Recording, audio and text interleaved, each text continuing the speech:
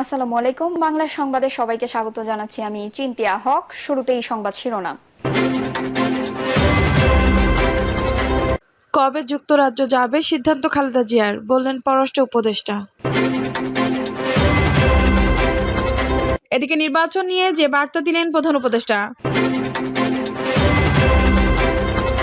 জানাবো 29 দিন ধরে অবস্থান, দাবি আদায় না হওয়া পর্যন্ত রাজপথে থাকবেন নকল নবিশরা। এবং সর্বশেষ জানাবো পাচার করা টাকা ফেরানোর সক্ষমতা বাড়াতে নানা পদক্ষেপ।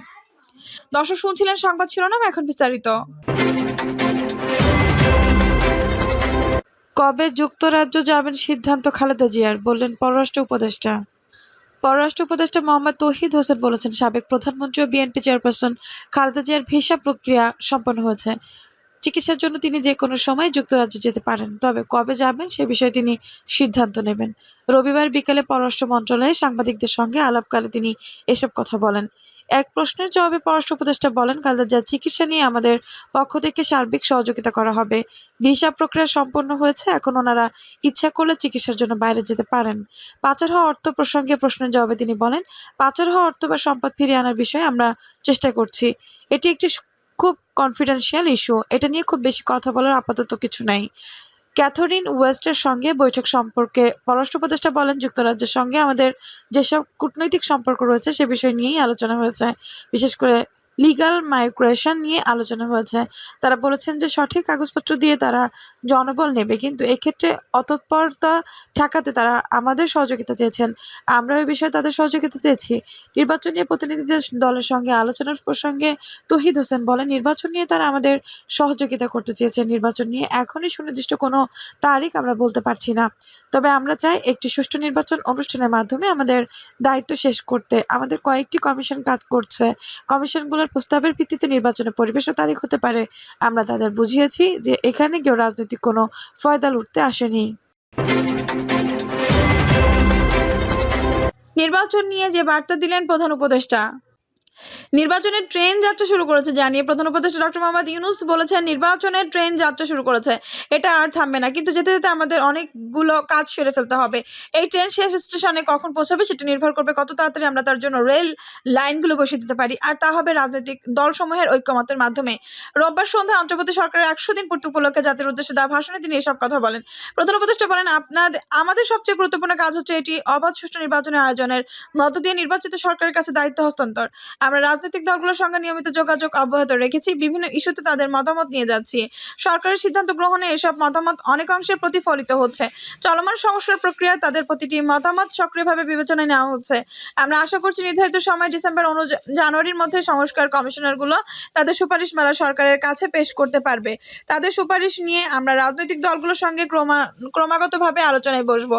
সবার ঐক্যমতের ভিত্তিতে আমরা সংস্কার প্রস্তাব চূড়ান্ত করব। নির্বাচনের সময় নিয়ে ডক্টর ইউনূস বলেন, নির্বাচন কবে হবে এই প্রশ্ন আপনাদের সবার মনেই আছে, আমাদের মনেও সারাক্ষণ আছে। আপনারা লক্ষ্য করেছেন নির্বাচন আয়োজনের লক্ষ্যে আমরা প্রয়োজনীয় পদক্ষেপ নিতে শুরু করেছি। কয়েকদিনের মধ্যে নির্বাচন কমিশন গঠন হয়ে যাবে, তারপর থেকে নির্বাচন আয়োজন করার সব দায়িত্ব তাদের উপর বর্তাবে। নির্বাচন কমিশন ভোটের তালিকা হালনাগাদ সহ আরও কিছু কিছু কাজ শুরু করে দিতে পারবে, যা একটি অবাধ নির্বাচনের সঙ্গে সরাসরি সম্পৃক্ত। প্রথমবারের মতো প্রবাসী বাংলাদেশিরা পোস্টাল ব্যালটের মাধ্যমে যাতে তাদের ভোটাধিকার প্রয়োগ করতে পারেন সে লক্ষ্য সরকার কাজ করছে। তবে আমরা মনে করি না যে একটি নির্বাচন কমিশন গঠন করে দিলেই নির্বাচন আয়োজনে আমাদের দায়িত্ব শেষ। রাষ্ট্র ব্যবস্থার সংস্কার আমাদের এই সরকারের অন্যতম অঙ্গীকার। আপনারাই আমাদেরকে এই ম্যান্ডেট দিয়েছেন যে 6টি সংস্কার কমিশন আমরা শুরুতে গঠন করেছিলাম, তারা ইতিমধ্যে তাদের কার্যক্রম অনেক দূর এগিয়ে নিয়েছে। বিভিন্ন গণমাধ্যমে আপনারা তাদের কার্যক্রমের আপডেটও দেখেছেন। কয়েকটি সংস্কার কমিশন ডিজিটাল প্ল্যাটফর্ম গঠন করেছে, আমরা অনুরোধ আপনারা এই প্ল্যাটফর্মে উৎসাহ সহকারে আপনাদের মতামত জানাতে থাকুন। প্রধান উপদেষ্টা বলেন, ইতিমধ্যে অন্যান্য সংস্কার কমিশনের সুপারিশ মালা নিয়ে আলাপ চলতে থাকবে। নির্বাচন ছাড়াও আরও গুরুত্বপূর্ণ সংস্কার করার ব্যাপারে ঐক্যমত্য গঠনের জন্য অতিরিক্ত সময় প্রয়োজন হতে পারে। দেশবাসীর কাছে, বিশেষ করে রাজনৈতিক দলগুলোর কাছে আমরা ক্রমাগতভাবে প্রশ্ন তুলতে থাকবো কি কি সংস্কার নির্বাচনের আগে আপনারা করে নিতে চান। নির্বাচনের আয়োজন চলাকালীন কিছু সংস্কার হতে পারে, সংস্কারের জন্য নির্বাচনকে কয়েক মাস বিলম্বিত করা যেতে পারে। নির্বাচন নিয়ে কথা বলার অনুরোধ জানিয়ে প্রধান উপদেষ্টা বলেন, নির্বাচন নিয়ে আপনাদের সব বক্তব্য বিনা দ্বিধায় বলতে থাকুন, সবার মনে কথা তুলে ধরুন। আমার অনুরোধ, সংস্কারের কথাটা একই সঙ্গে বলুন, সংস্কারকে পাশ কাটিয়ে যাবেন না। নির্বাচনের কথা বলার সঙ্গে নির্বাচন ও অন্যান্য ক্ষেত্রে সংস্কারের কথাটিও বলুন। সংস্কার হলো জাতীয় দীর্ঘমেয়াদী জীবনী শক্তি সংস্কার জাতিকে, বিশেষ করে আমাদের তরুণ তরুণীদের নতুন পৃথিবী সৃষ্টির সুযোগ দেবে। জাতিকে বঞ্চিত করবেন না। তিনি আরো বলেন, আমি নিশ্চিত নই সংস্কার প্রস্তাব সমূহ বাস্তবায়নের সুযোগ আমরা কতটুকু পাবো, তবে আমি আপনাদের কথা দিচ্ছি, আপনারা সুযোগ দিলে প্রয়োজনীয় কিছু অত্যাবশ্যকীয় সংস্কার কাজ শেষ করেই আমরা আপনাদের কাঙ্ক্ষিত নির্বাচন আয়োজন করব। ততদিন পর্যন্ত আমি আপনাদের ধৈর্য ধারণ করার অনুরোধ করব। আমরা চাইবো আমরা যেন এমন একটি নির্বাচন ব্যবস্থা সৃষ্টি করতে পারি যা যুগ যুগ ধরে অনুসরণ করে হবে। এর ফলে রাজনৈতিক সংকট থেকে আমাদের দেশ রক্ষা পাবে। এজন্য প্রয়োজনীয় সময়টুকু আমি আপনাদের কাছে চেয়ে নিচ্ছি। নির্বাচনী সংস্কারের সিদ্ধান্ত হয়ে গেলে খুব দ্রুত আপনারা নির্বাচনের রোডম্যাপও পেয়ে যাবেন।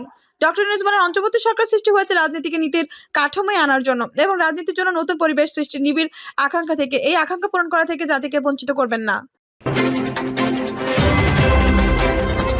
29 দিন ধরে অবস্থান, দাবি আদায় না হওয়া পর্যন্ত রাজপথে থাকবেন নকল নবিশরা। গত 20 অক্টোবর থেকে জাতীয়করণের এক দফা এক দাবি নিয়ে অবস্থান কর্মসূচি পালন করেছেন বাংলাদেশ এক্সট্রা মহড়ার অ্যাসোসিয়েশনের নকল নিবাসরা।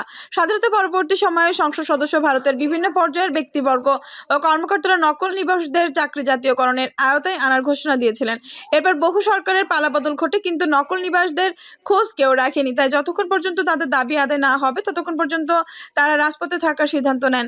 অবস্থান কর্মসূচিতে বক্তারা বলেন, সাব রেজিস্ট্রি অফিসে কর্মরত 16,246 জন এক্সট্রা মহড়ার নকল নিবাসকে জাতীয়করণের দাবিতে 1982 সাল থেকে আন্দোলন চলছে। তারই ধারাবাহিকতা এই দফায় নকল নিবাসদের লাগাতার অবস্থান কর্মসূচির অংশ হিসেবে গত 20 অক্টোবর থেকে অবস্থান কর্মসূচি চলছে। তারা বলেন, নকল নিবাসরা সরকারি কোনো বেতন ভাতা পান না। সমাজের মানুষ জানে তারা সরকারি চাকরি করেন, কিন্তু বাস্তবে নকল নিবাসরা জমির দলিলের 1 পৃষ্ঠা বালামের লিখনে মাত্র 24 টাকা মঞ্জুরি পান।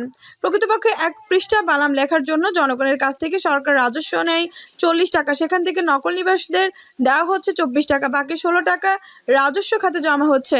নকল নিবাসীদের টাকা দিয়েই তাদের চাকরি জাতীয়করণ করা সম্ভব। নকল নিবাসীদের দীর্ঘদিনের দাবি চাকরির জাতীয়করণ করা হোক, কিন্তু সরকারের সংশ্লিষ্ট মহলে বিষয়টি নিয়ে কথা বলার অভাবে আমরা আজও অন্ধকারে রয়ে গেছি। পাচার করা টাকা ফেরানোর সক্ষমতা বাড়াতে নানা পদক্ষেপ। বাংলাদেশ থেকে পাচার করা টাকা দেশে ফেরানোর সক্ষমতা বাড়াতে সরকার নানা পদক্ষেপ নিচ্ছে। যুক্তরাষ্ট্র বিশ্ব ব্যাংকের কারিগরি সহায়তা পাওয়া যাবে। এ বিষয়ে ইতিমধ্যে যুক্তরাষ্ট্রের সঙ্গে বাংলাদেশের একাধিক বৈঠক হয়েছে, আরও বৈঠক হবে। বিশ্ব ব্যাংকের সঙ্গে ইতিমধ্যে একাধিক বৈঠক হয়েছে। এসব প্রক্রিয়ায় পাচার করা টাকা কোথায় কিভাবে রয়েছে তা জানার চেষ্টা করেছে সরকার। সেগুলো বাংলাদেশ থেকে কর ফাঁকি দিয়ে পাচার করা অর্থ এমন দাবি সংশ্লিষ্ট দেশে তুলে ধরবে সরকার। ইতিমধ্যে আইনি প্রক্রিয়া শুরু করেছে সূত্র জানায়। বিশেষ করে গত সরকারের আমলে দখল হওয়া ব্যাংকগুলো থেকে মোটা অঙ্কের টাকা বিদেশে পাচার করা হয়েছে।